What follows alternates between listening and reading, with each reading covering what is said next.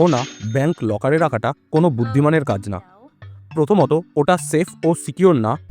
কোনো natural calamity হলে এবং সোনা হারিয়ে গেলে ব্যাংক আপনাকে কোনো টাকাই দেবে না।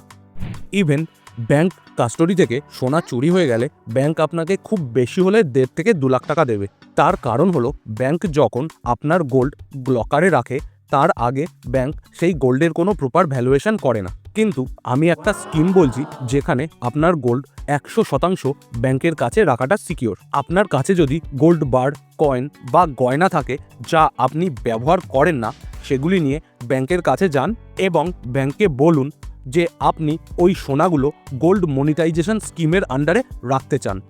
সেক্ষেত্রে ব্যাংক আপনার সোনার পিওরিটি মেজার করবে এবং প্রপার ভ্যালুয়েশন করে সেই গোল্ডের এগেনস্টে আপনাকে একটা সার্টিফিকেট দেবে এবং সার্টিফিকেটে সেই দিনের গোল্ডের রেট অনুযায়ী আপনার টোটাল সোনার ভ্যালু লেখা থাকবে।